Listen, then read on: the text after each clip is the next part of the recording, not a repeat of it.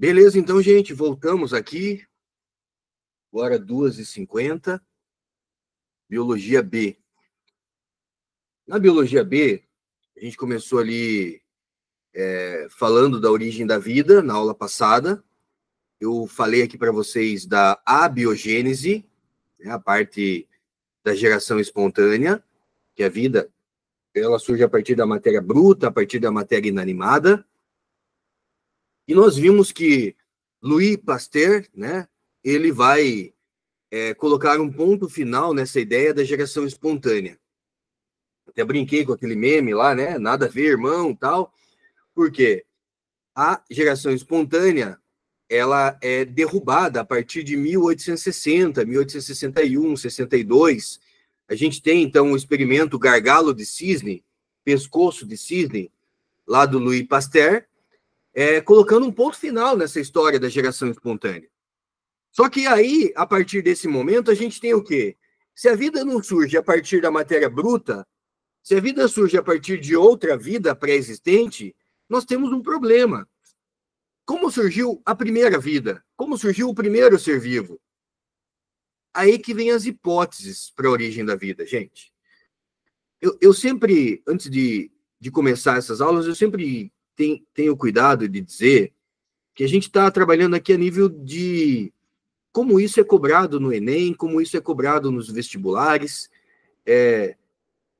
e a gente está aqui num campo científico. Então, eu não tenho resposta para dizer para vocês, a vida surgiu assim, a vida surgiu assado. Não é um fato. O que nós temos cientificamente aqui são hipóteses, às vezes esbarrando em algumas teorias, mas a gente está dentro de um campo ainda de pesquisa, de buscar esse conhecimento, tá? E o meu papel aqui, ético e de responsabilidade, é mostrar para os meus alunos como que esse assunto ele aparece nos vestibulares e Enem, tá? Ele não é dos assuntos que mais aparecem, mas ele tem alguns pontos chaves que eu vou destacando para vocês. Por exemplo, o experimento pescoço de cisne, gargalo de cisne, né? A gente tem que saber. Uma vez que Louis Pasteur coloca que a geração espontânea, a abiogênese, ela não é válida, e aí defende a biogênese, que a vida surge a partir de outra vida, a gente começa então a discutir as hipóteses. Quais são as hipóteses para a origem da vida? A primeira hipótese, gente, por mais louca, por mais absurda que ela seja, ela ganhou força de 1986 para cá. Essa foi uma hipótese muito antiga, desde a época de Aristóteles se falava em panspermia cósmica, em cosmogênese, né? Então, ela é uma hipótese muito antiga e foi descartada por muitos cientistas. Só que em 1986, algo aconteceu que trouxe a panspermia cósmica novamente para o jogo das hipóteses válidas. O que diz a panspermia? A palavra esperma significa semente, semente de vida, né? A receita da vida. A receita da vida está onde? Ela vem do espaço. Pan quer dizer o todo, né? Universo. A semente da vida veio do espaço. Então, essa hipótese ela é chamada de panspermia cósmica ou cosmogênese. Traduzindo, gente, a vida veio do espaço. Quando a gente pensa que a vida veio do espaço, a gente já pensa num ser humaninho pendurado no meteoro, né? Mas não é isso. Não é isso. Não seria possível você imaginar um ser humaninho preso, né, pendurado no meteoro. Se você pensar lá no asteroide, né, que causou a extinção dos dinossauros, o Chicxulub, né, o asteroide Chicxulub, que caiu no planeta, né, lá na península de Yucatán, no México. Cara, ele não aterrissou no nosso planeta. Foi impacto muito grande. Que forma de vida sobrevive a esse impacto, né? Pelo menos vida como nós conhecemos é difícil imaginar. Então, a panspermia cósmica, imaginando que essa vida veio do espaço, por mais que sejam bactérias, é meio difícil a gente acreditar. A gente supor que a vida veio pronta do espaço. Então, essa panspermia cósmica, ela é descartada. Mas a panspermia cósmica que eu falei para vocês de 1986 para cá, Vocês não tinham nascido ainda, né? Eu já tinha nascido. Mas, 1986, os cientistas estudando meteoros, meteoritos, asteroides, eles descobrem o quê? Eles descobrem matéria orgânica nesses vestígios, né? Aí, como meteoros, meteoritos. E se tem vida, né, na Terra, a vida na Terra é formada pelo quê? Por componentes, por ingredientes. Então, os defensores da panspermia cósmica atual, eles não vão defender que já veio uma vida pronta do espaço, mas que os ingredientes que possibilitaram a vida aqui no nosso planeta, esses ingredientes vieram do espaço. De onde vem o RNA? Ah, veio do espaço. De onde vem o DNA? Ah, veio do espaço. De onde vêm moléculas orgânicas que possibilitaram a vida? Devem ter vindo do espaço. Essa é uma hipótese defendida por alguns cientistas. Ela não é a hipótese mais válida, tá, gente? Mas ela é uma hipótese que ganhou força, como eu disse, de 1986 para cá. Por quê? Não encontraram vida no meteoro, mas encontraram matéria orgânica. E a matéria orgânica é uma substância importante, né? A gente acabou de estudar na biologia aqui, carboidratos e lipídios são moléculas orgânicas que estão presentes no nosso corpo, que estão presentes numa célula. Então, essa panspermia cósmica moderna, ela vai defender o quê? A vida não veio pronta, mas os ingredientes que possibilitam a vida, eles podem ter vindo do espaço. Também não é uma afirmação, a gente está num campo de hipóteses, né? Hipótese envolve especulação, é você especular cientificamente, né? Então, podem ter vindo do espaço. Mas não é a hipótese mais aceita. Uma das hipóteses que já foi a hipótese mais aceita, gente, não é a hipótese atualmente mais aceita, mas é uma das hipóteses que já foi mais aceita, envolve a evolução química. Citando dois cientistas, o Oparin, em 1924, e o Haldane, em 1929. Quando a gente fala de Oparin e Haldane, vocês têm que lembrar da evolução química. Vocês têm que lembrar da hipótese heterotrófica. O que Oparin e Haldane defenderam? Eles defenderam que a nossa atmosfera primitiva, ela continha metano, amônia, vapor d'água e hidrogênio. Quando você fala metano, né, vamos escrever aqui, ó.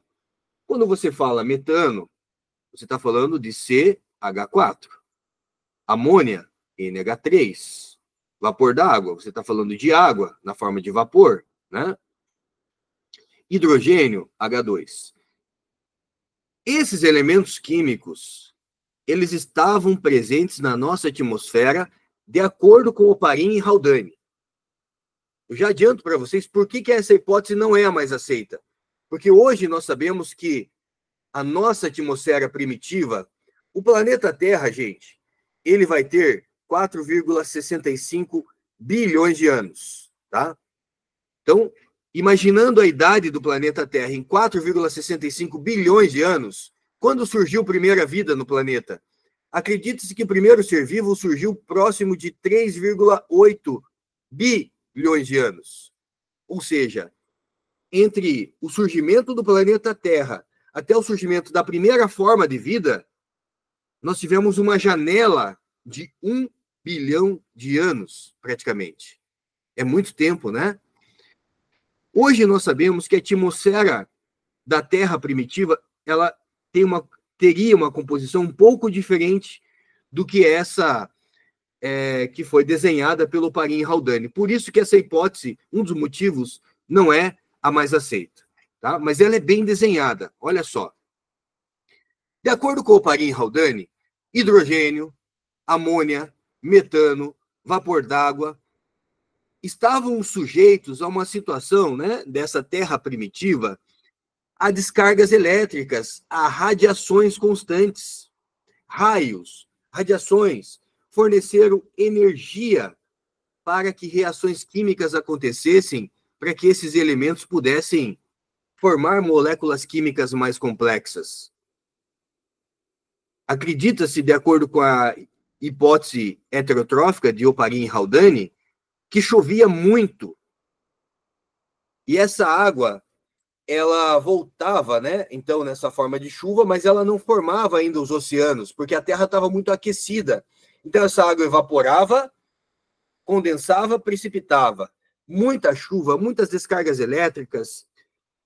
O vapor d'água se condensou e formou rios e mares. Então, conforme a Terra vai resfriando ao longo de milhões de anos, né, vai formando, então, rios e mares.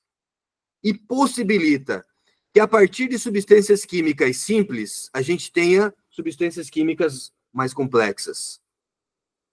Então, a gente passa a ter a formação de açúcares, ácidos graxos, aminoácidos e bases nitrogenadas. Você imaginando um mar primitivo no nosso planeta, um mar sem vida, mas com matéria orgânica nesse mar. Agora com matéria orgânica cada vez mais complexa, polissacarídeos, proteínas, lipídios, ácidos nucleicos. Gente, pensa comigo, o que compõe a vida? Açúcares, proteínas, lipídios, ácidos nucleicos. De acordo com o Oparin e Haldane, a gente está a um passo de observar a primeira forma de vida. Então, eles têm aqui uma sopa orgânica, uma sopa nutritiva. E eles observaram que quando você pega moléculas orgânicas como proteínas, ácidos nucleicos, lipídios e polissacarídeos, e você coloca isso aqui em contato com água líquida, eles tendem a formar aglomerados. Gente, cuidado com pegadinha de vestibular. Aglomerados orgânicos são denominados de coacervados. No vestibular, eles vão colocar assim: os coacervados foram as primeiras formas de vida. Falso. Coacervado não é um ser vivo. Pelo menos o Oparin e Haldane não defendeu isso. O que é um coacervado? É isso que você está vendo aqui. Coacervado, gente, é um aglomerado de matéria orgânica, onde você encontra proteína, polissacarídeo, ácidos nucleicos, lipídios, e eles tendem a formar uma película lipídica em volta do coacervado, como se fosse uma membrana plasmática primitiva. Então, coacervado não é vida. Coacervado é um aglomerado de matéria orgânica. O que Oparin e Haldane vão defender é: a vida deve ter surgido a partir dos coacervados. Como assim, Giovanni? Vamos imaginar. Os gases da Terra primitiva compõem lá metano, hidrogênio, amônia, vapor d'água, sujeito a radiações, né? A gente vai ter aí a formação de cada vez substâncias orgânicas simples para substâncias orgânicas mais complexas, em contato com o aquecimento, né, com o calor dessa Terra primitiva. Isso leva à formação de macromoléculas, levando a um aglomerado orgânico, que são os coacervados. Em algum momento, a partir de um coacervado, deve ter surgido, então, a primeira forma de vida. Como seria essa forma de vida? Seria uma forma de vida fermentativa, que faz uma fermentação. A fermentação, ela tem, né, se você pensar aí, por exemplo, na fermentação alcoólica, a fermentação alcoólica libera CO2. Uma vez que você tem CO2, isso é combustível para o surgimento de organismos fotossintéticos, porque organismos fotossintéticos usam gás carbônico. Então vejam que a evolução química de Oparin e Haldane, ela é bem desenhada, gente. Uma coisa vai levando a outra, né? Ela é bem desenhada. E aí, uma vez que você tem a fotossíntese libera o quê? Libera oxigênio, que possibilita a respiração aeróbica, o surgimento de vida aeróbica. Essa é a hipótese heterotrófica. Como eu disse, ela é bem desenhada, ela é interessante.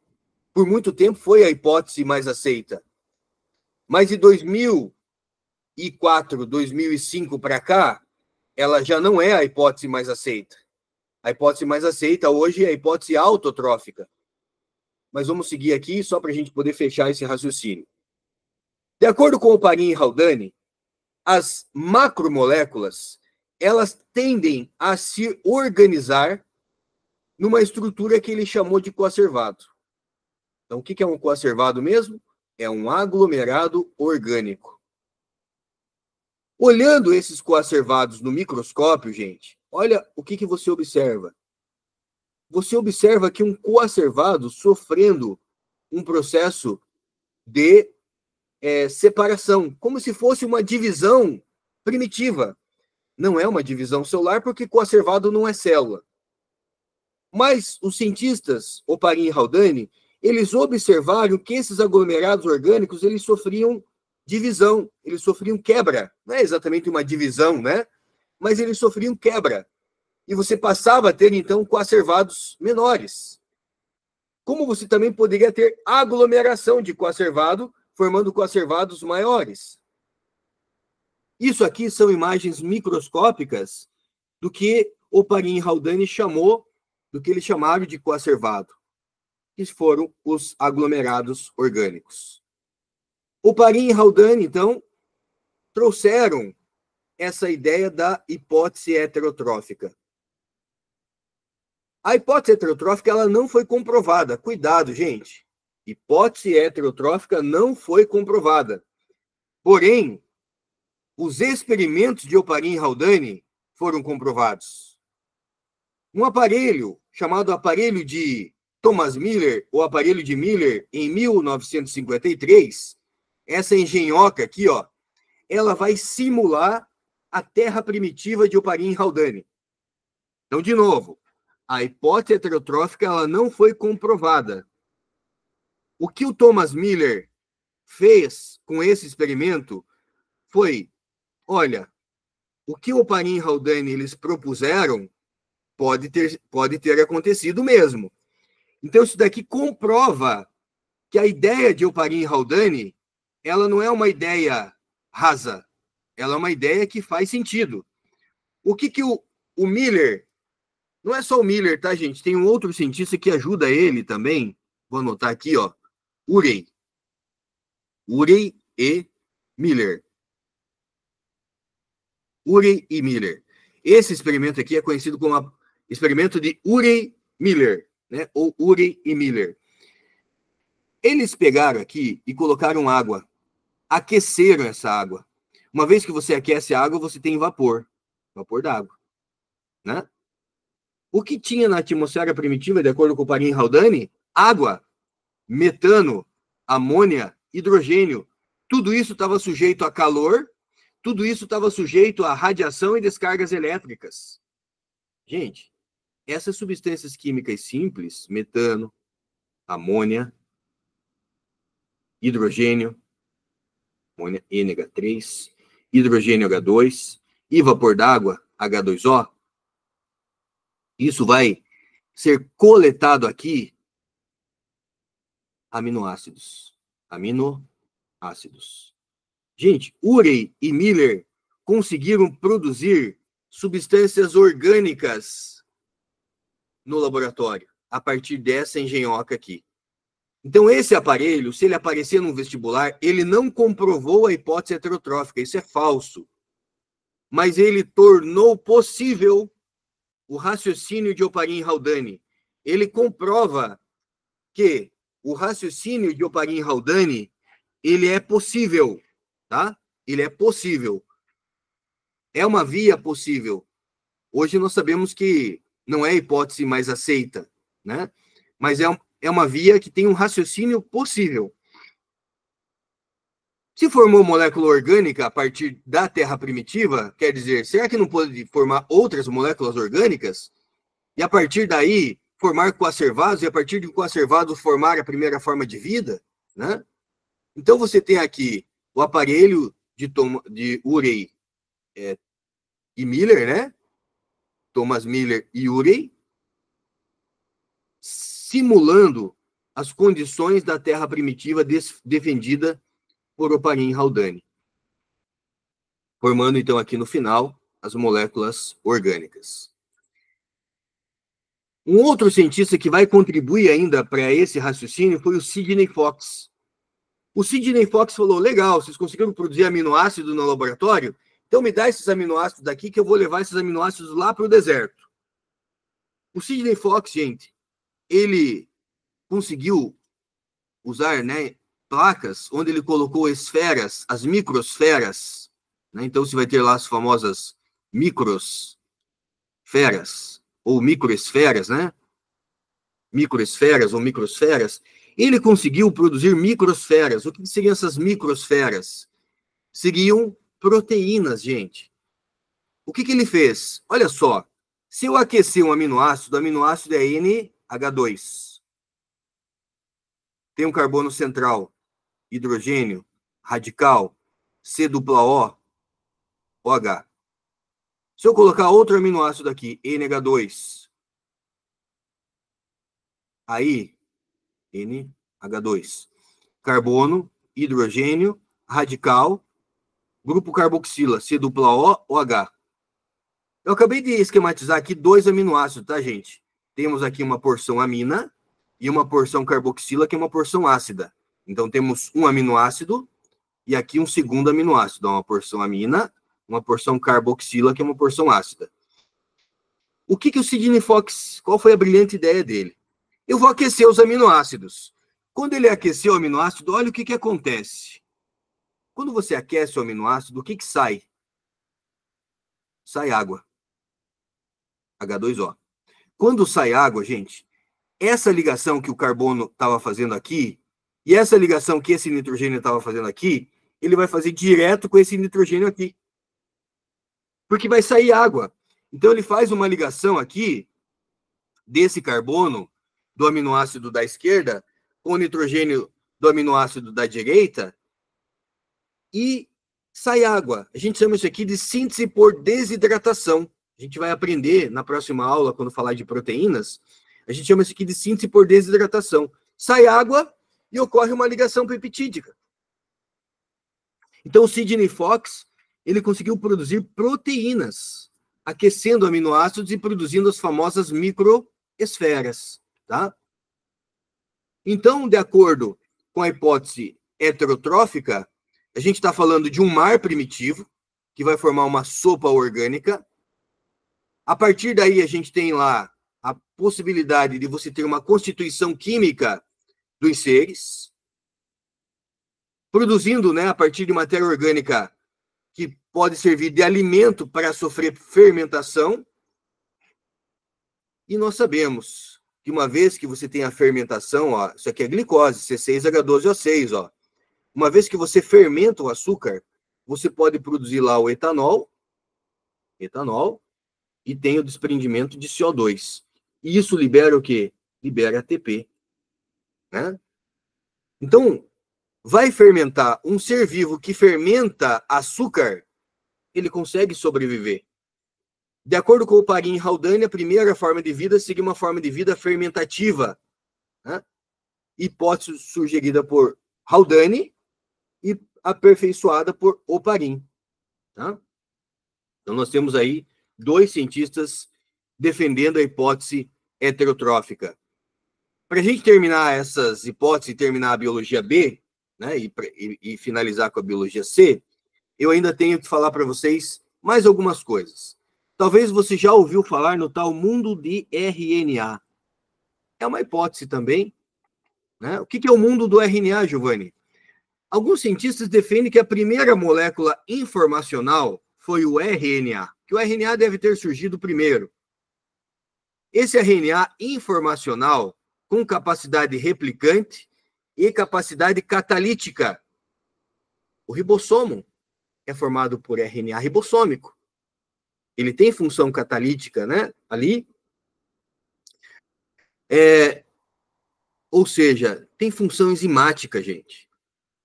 São as famosas ribozimas, né? RNA com função enzimática. Por isso que alguns cientistas até consideram que o ribossomo não é uma simples organela, mas que o ribossomo é como se fosse uma enzima, porque o ribossomo tem função de catálise. A partir do RNA informacional, a gente teria a possibilidade de formação de protocélulas, células primitivas, que teriam capacidade de sintetizar proteínas a partir do RNA dependente. E a partir daí a gente teria a evolução de um ácido nucleico, que é o DNA, que é a nova molécula informacional, que é mais estável, né? Então, você tem aqui o RNA originando RNA, RNA originando RNA, mas também originando proteínas, e aí o surgimento do DNA, que a partir do DNA a gente forma RNA, e a partir daí a gente forma as proteínas, né? Essa é uma hipótese, mas não é a hipótese mais aceita. Eu finalizo a biologia B, hoje com vocês, dizendo que a hipótese mais aceita é a hipótese autotrófica. O que diz a hipótese autotrófica, gente? Essa hipótese diz que o primeiro ser vivo, ele não é um ser vivo que vai consumir uma matéria orgânica pronta. É uma forma de vida que vai ser capaz de fazer uma quimiossíntese. Por que essa hipótese é a hipótese mais aceita e ela ganhou muita força para ser considerada a hipótese mais aceita atualmente? Porque quando a gente olha, quando surgiu a primeira forma de vida, provavelmente surgiu há 3,8 bilhões de anos atrás. E os cientistas descobriram, nas profundezas dos oceanos, no fundo dos oceanos, eventualmente, a gente tem as famosas chaminés vulcânicas. Essas chaminés vulcânicas de fundo do oceano, elas foram observadas, elas são chamadas de fumarolas. Fumarolas são chaminés vulcânicas de fundo do oceano. Elas permitem ali, nessa fenda oceânica, nessa chaminé oceânica, elas permitiram ali uma química de sobrevivência para alguns seres vivos. E os cientistas descobriram, há pouco tempo, bactérias muito simples, que são bactérias quimiolito-autotróficas. Caraca, Giovanni, por que ela é uma bactéria quimiolito-autotrófica? Vamos traduzir essa palavra. Autotrófico é aquele que produz o próprio alimento. Químio, quer dizer, não é fotossíntese, é quimiossíntese. Lito é rocha. São bactérias que vivem em fendas de chaminés vulcânicas. Bactérias que vivem em fendas de chaminés vulcânicas. Essas bactérias, minha gente, nos parecem ser a forma de vida mais primitiva que nós conhecemos. Provavelmente, se lá em 3,8 bilhões de anos atrás surgiu a vida a partir de uma bactéria, é possível que essas bactérias que ainda existem hoje tenham sido elas, ou algo semelhante à estrutura dessas bactérias, que são muito simples, para gerar energia. Onde você tem ali, né, usando o H2S como fonte de hidrogênio para produzir energia, para produzir ATP. Então, essas bactérias, que são arqueobactérias, é provável que a vida tenha surgido a partir delas. Por que essa hipótese é a mais aceita? Porque é mais fácil a gente defender algo que ainda existe do que a gente ficar imaginando algo que aconteceu. Então, se essas bactérias elas forem encontradas e elas ainda existem, é possível que essa hipótese, ainda é uma hipótese, é possível que essa hipótese seja a mais aceita. Então, ela é a mais aceita atualmente, tá? Então, você tem aqui elementos que foram substituídos pela água, né? Porque a água é muito mais abundante do que H2S, mas essas bactérias ainda existem, né? Bactérias que vão usar o hidrogênio do ácido sulfídrico ao invés do hidrogênio da água. Então, a hipótese autotrófica é a hipótese mais aceita atualmente, tá? Paramos aqui, temos que falar ainda dentro da evolução, né? Entra lamarquismo, darwinismo, mas isso eu deixo para a semana que vem, tá bom? Vou fazer um intervalinho aqui rápido, uns 3 minutinhos aí só para você pegar uma água, tomar um café, ir ao banheiro. Enquanto isso, eu deixo tudo preparado aqui, tá?